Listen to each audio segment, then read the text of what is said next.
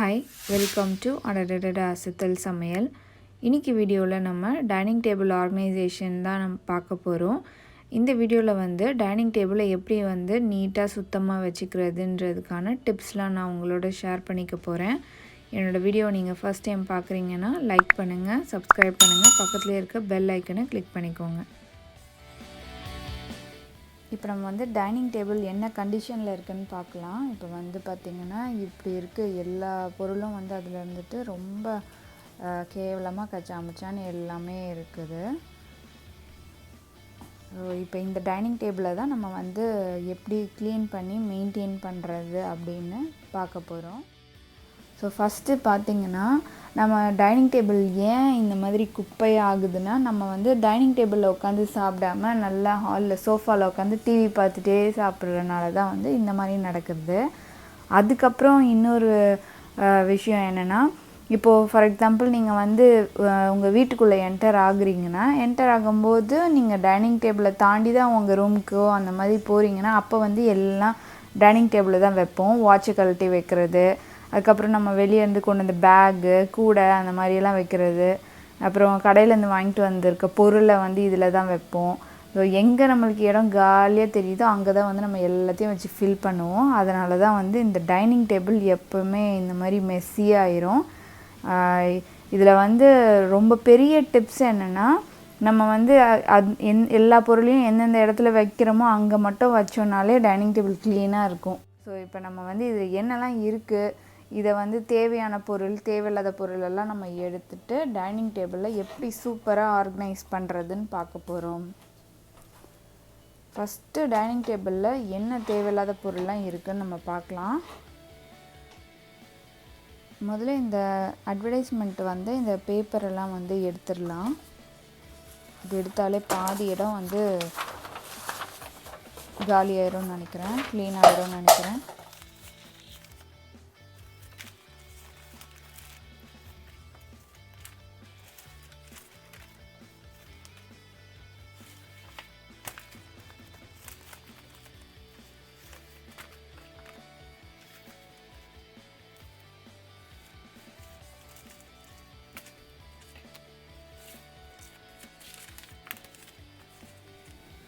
இந்த பேப்பரை வந்து இந்த கவரில் போட்டுட்டு நம்ம வந்து இதை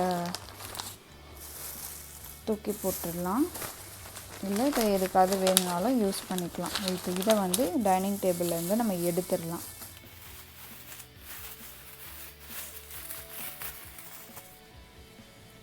அடுத்தது நிறைய என்ன இருக்குதுன்னு பார்த்திங்கன்னா, இந்த ஸ்நாக்ஸ் ஐட்டம் தான். இப்போது நம்ம வந்து கடைக்கும் அடிக்கடி போக முடியாது, அதனால் மொத்தமாக வாங்கிட்டு வர வேண்டியதாக இருக்குது. அதை வாங்கிட்டு வந்ததை வந்து இங்கேயே இருக்குது. ஸோ இப்போ நம்ம ஸ்நாக்ஸ் எல்லாத்தையும் சேர்த்து ஒரு கவரில் போட்டுடலாம்.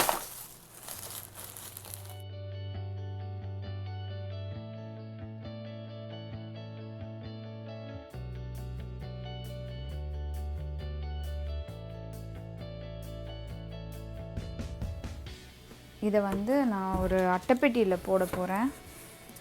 அதுதான் கரெக்டாக இருக்கும். அட்டைப்பெட்டியில் போட்டுட்டு நம்ம வந்து கிச்சன் பேண்ட்ரி கபோர்டில் வந்து வச்சிட வேண்டியதான்.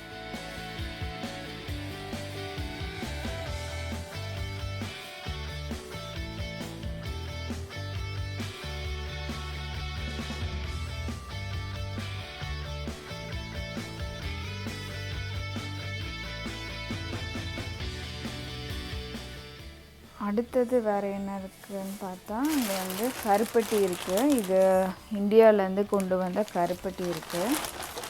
நான் அது உங்களுக்கு தனி வீடியோ போடுறேன், நான் இந்தியாவிலேருந்து என்னெல்லாம் கொண்டு வந்திருக்கேன்ட்டு.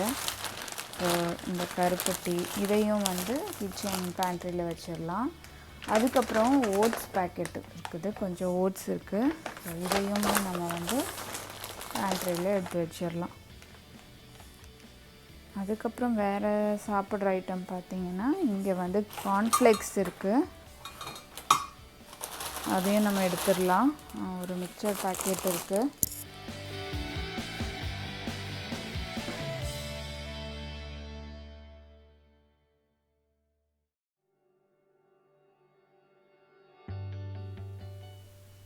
அதுக்கப்புறம் இப்போது நம்ம இந்த ஸ்டோரேஜ் பாட்டில்ஸாக நிறைய இருக்குது.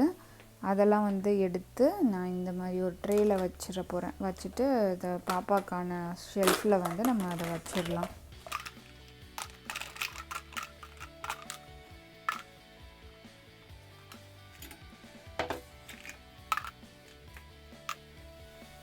அடுத்து வேறு என்ன இருக்குதுன்னு பார்த்திங்கன்னா, இந்த மாதிரி இது இருக்குது. இது வந்து ஒரு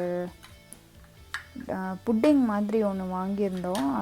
அதில் வந்துச்சு. ஸோ இந்த மாதிரி இந்த குட்டி குட்டி கிண்ணம் மாதிரி இருக்குல்ல, இதில் தான் அந்த புட்டிங் இருந்தது. அதுக்கப்புறம் ரெஸ்டாரண்ட்டில் வாங்கும்போது கொடுத்த ஸ்பூனு, இந்த ஃபோர்க் நைஃப், இந்த பேக்கெட்லாம் இருக்குது. இதெல்லாம் நம்ம வந்து எடுத்துடலாம்.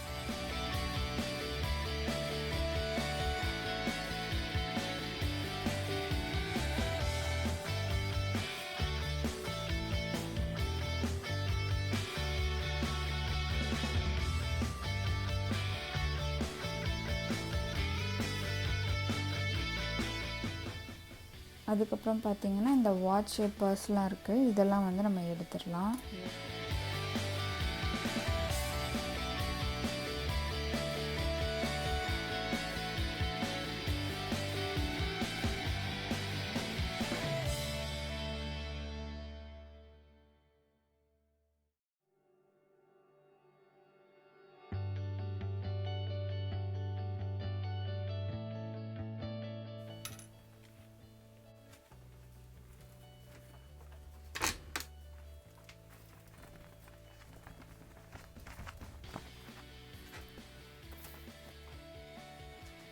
ஸோ வந்து இதை நம்ம ஒரு டிஷ்யூ பேப்பர் வச்சு இதில் இருக்க இந்த தூசி எல்லாத்தையும் வந்து தொடச்சி எடுத்துடலாம்.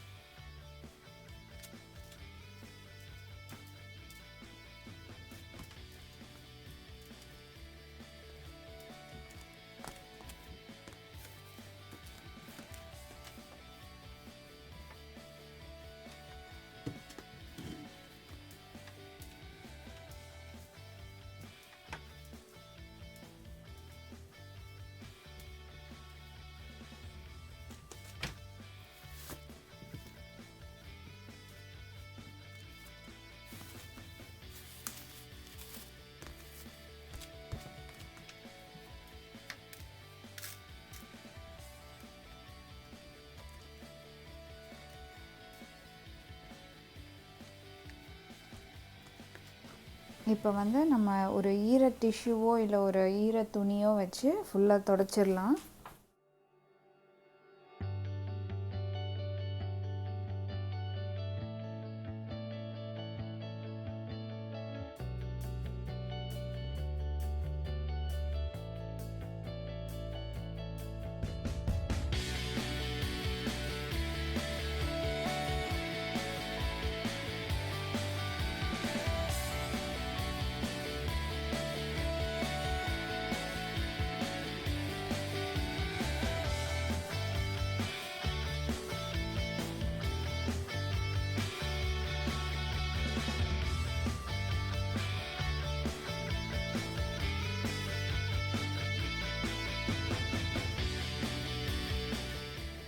இப்போ ஈர துணியோ டிஷ்யூ பேப்பரோ வச்சு துடைச்சதும் நம்ம உடனே காஞ்ச துணி வச்சு துடைச்சிடணும். இல்லைனா வந்து அந்த தண்ணியோட அந்த அச்சுலாம் வந்து அந்த ஒரு மாதிரி வெள்ளை வெள்ளையாக தெரியும்.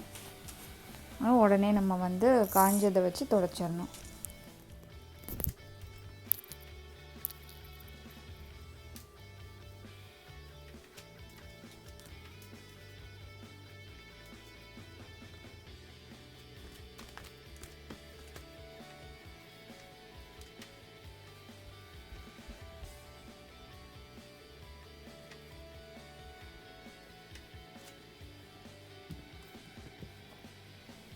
இப்போ நம்ம டேபிள் நல்லா பளபளன்னு ஆயிடுச்சு. இப்போ இதில் வந்து நம்ம இந்த ரன்னரை விரிச்சிடலாம், டேபிள் ரன்னரை. எப்போவுமே வந்து நீங்கள் அந்த டைனிங் டேபிளில் இந்த மாதிரி ஒரு ரன்னர் அந்த மாதிரி விரிக்கும் போது பார்க்க ரொம்ப அழகாக இருக்கும்.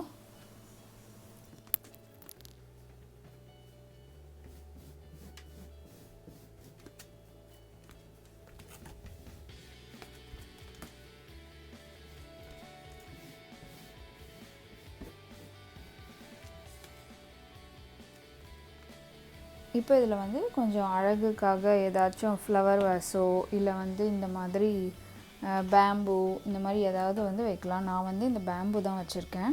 நல்லா ஃப்ரெஷ்ஷாகவே இருக்கும். இது 2 வருஷம் ஆச்சு வாங்கி, இன்னும் நல்லா வாடாமல் இருக்குது. நம்ம அப்பப்போ அதில் தண்ணி மட்டும் ஊற்றினா போதும். இந்த மாதிரி அலங்கார பொருள் வைக்கும்போது இதையும் வந்து நம்ம நிறைய வச்சிடக்கூடாது. கொஞ்சம் சிம்பிளாக வச்சோன்னா பார்க்க வந்து ரொம்ப அழகாக இருக்கும்.